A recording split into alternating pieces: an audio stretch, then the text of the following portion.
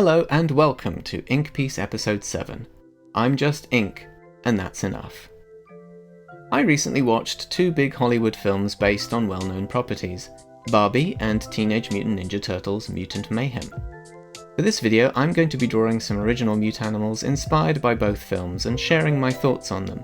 Spoiler warning for Barbie and Mutant Mayhem, so if you haven't seen them yet, maybe mute this video.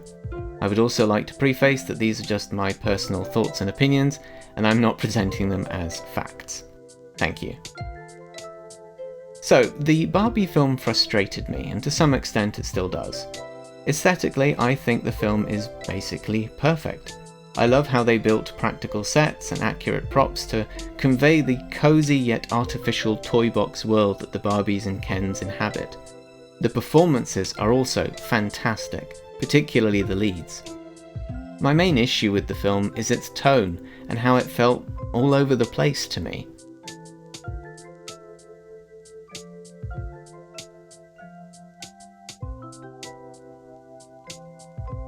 Barbie is, before anything else, a brand and a product. The film is produced by Mattel, the company that owns Barbie.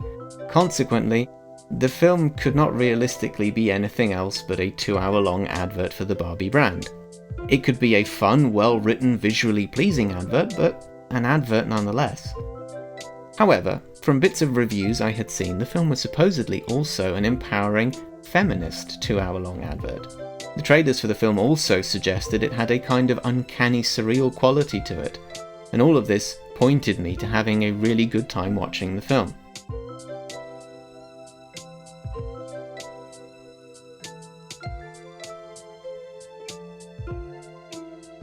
Greta Gerwig has said in interviews that she acknowledges Barbie as a brand and a product, and that her film does the thing but also subverts the thing. The thing in question is being a commercial tie-in for a range of Barbie-related beauty products, accessories, etc. The problem is, I don't feel like the film really subverts that, nor do I think it possibly could.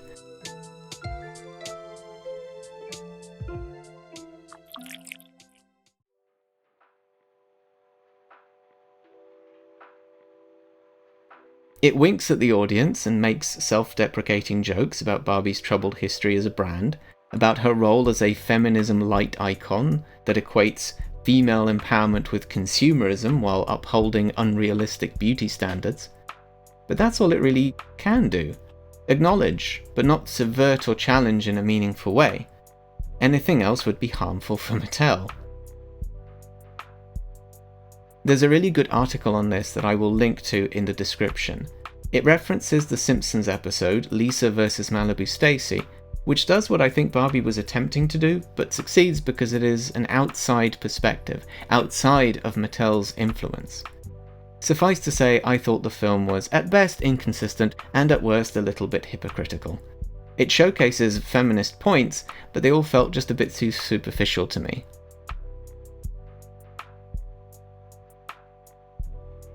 That said, the film has been receiving some criticism that I think is genuinely laughable.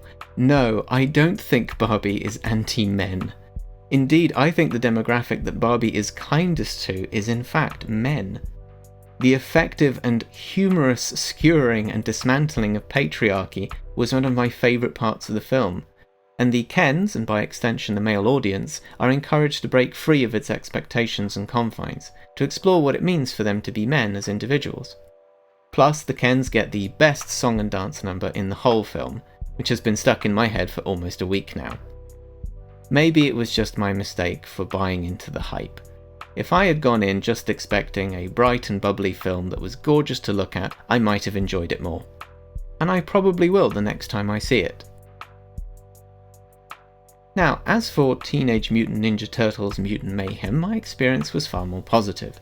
I am by no means a Turtle mega fan, having only watched the odd episode of a Ninja Turtles cartoon in my teens.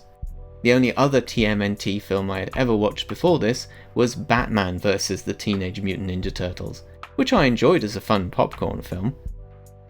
Like Barbie, I think Mutant Mayhem is aesthetically perfect. The animation has this wonderful scribbly, hyperkinetic and messy quality to it that fully complements the film's take on the Ninja Turtles. The character designs are really fun and quirky, as is the film's score. There's some standout voice acting, particularly from the main leads and antagonists.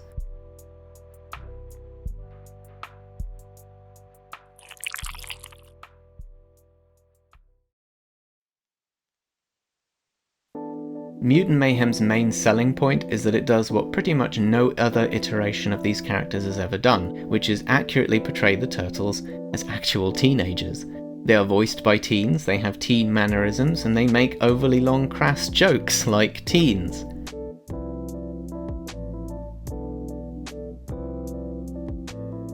Arguably, like Barbie, Mutant Mayhem is also a feature-length advert, presumably for the line of mutanimal toys that will have come out in tandem with the film. The thing is, the film doesn't acknowledge that aspect at all, focusing exclusively on its own interpretation of the Ninja Turtles' origins. There's no winking at the audience, no quippy fourth-wall breaking asides about how absurd the whole premise is. It's definitely recognised as weird within the story, but it's not dwelt upon. I think that really helps the film.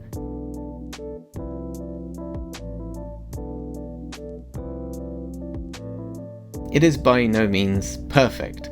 It has a very simple plot, at times very predictable. The turtles are lovable, but often indistinguishable from each other in their behaviour, except perhaps for Leo. April is much better written, working really well as the turtles' first contact with the human world, but more importantly as a fully fledged character with her own life and backstory and arc.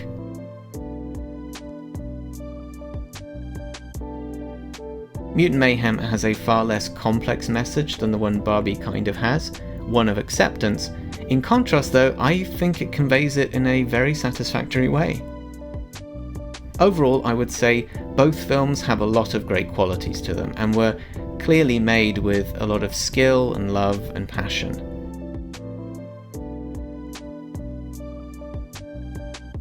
In the end though, I think I enjoyed Mutant Mayhem more than Barbie, primarily because of its consistent tone, and it not trying to be two opposing things at once.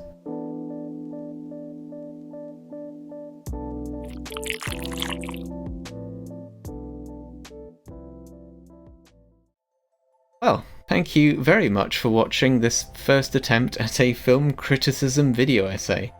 I promise I won't do it again, unless I feel like it. If you're interested in keeping up with my art and projects, you can subscribe to my free newsletter, the Penflower Post. You can support my work via my web store, Itch.io, or Patreon. So until next time, bye bye!